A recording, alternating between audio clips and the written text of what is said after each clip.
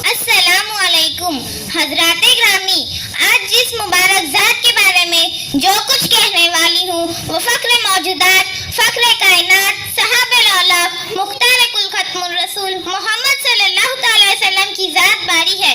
ان کے بارے میں کچھ کہنا یا لکھنا سورج کو آئینہ دکھانے والی بات ہے، پھر بھی چند باتیں گوشے گزار کرنا چاہتی ہوں۔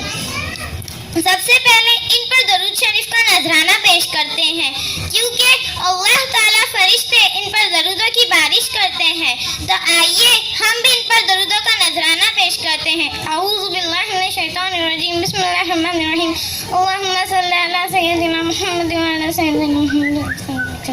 سب سے پہلے ایک تاریخی بات پیش کرتی ہوں۔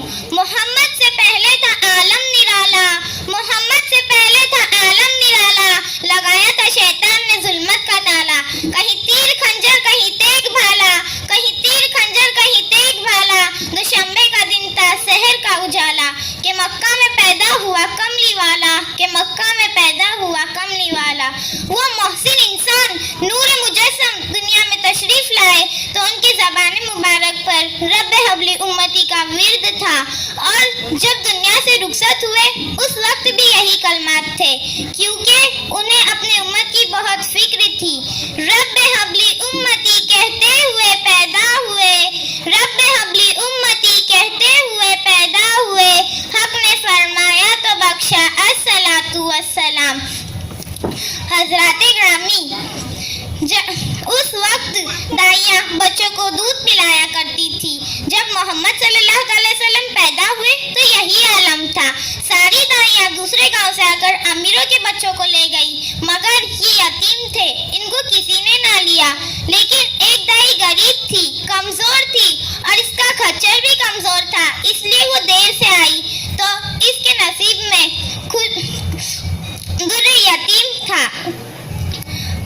رحمت عالم نور مجسم آمنہ بی کے لال، رحمت عالم نور مجسم آمنہ بی کے لال، دائی حلیمہ گود میں لے کے ہو گئی مالا مال۔ جیسے ہی وہ کھچر پر بیٹھی تو لاگر کھچر میں جان آئی اور فڑ فڑ دوڑنے لگا، سب سے آگے چلا گیا۔ گھر میں کمزور بکریاں زیادہ دودھ دینے لگی، ہر طرف ہریالی چھا گئی، گھر میں خوشی کا ماحول چھا گیا۔ سبحان اللہ۔ حضرات گرامی، کیا تاریخ کوئی ایسی ایک مثال بھی پیش کر سکتی ہے کہ ایک شخص آپ صلی اللہ تعالی وسلم کو راستے میں کہتا ہے آپ یہیں رکیے، میں ابھی آتا ہوں۔ آپ صلی اللہ تعالی وسلم وعدہ کر لیتے ہیں، مگر اس شخص شام تک نہیں آتا۔ آپ صلی اللہ علیہ وسلم دوسرے روز بھی اس جگہ جاتے ہیں، مگر پھر بھی وہ شخص نہیں آتا۔ 3 دن یوں ہی گزر جاتے ہیں، تب اس شخص کا وہاں سے گزر ہوتا ہے۔ اس نے آپ صلی اللہ علیہ وسلم کو دیکھا تو وہاں آپ سے ملاقات کے لیے گیا اور کہا میں بھول گیا تھا، مجھے معاف کر دیجئے۔ 3 دن کھڑے رہنے کے باوجود بھی آپ صلی اللہ علیہ وسلم نے نہ ہی اسے ڈانٹا اور نہ ہی برا بھلا کہا، بلکہ اتنا ہی کہا کہ آنے میں بڑی دیر لگا دی۔ یہ تھا آپ کا کردار۔ سبحان اللہ۔ حضرات گرامی، آئیے تاریخ کے اس دوسرے منظر کی طرف، جہاں ایک نور مجسم طائف کے بازاروں میں درس ہدایت دے رہے ہیں اور وحشی ان کا مذاق اڑا رہے ہیں، ان پر پتھر برسا رہے ہیں۔ آپ صلی اللہ تعالی وسلم نیکی کی طرف بلا رہے ہیں اور یہ بد کردار انہیں دوڑا رہے ہیں۔ جب چشم تصور میں منظر آتا ہے تو کلیجہ منہ کو آتا ہے، زبان لڑکھڑا جاتی ہے کہ آقا دو جہاں صلی اللہ تعالی وسلم کے جسم اطہر خون سے لبالب ہے اور جوتے مبارک خون سے بھرے ہوئے ہیں۔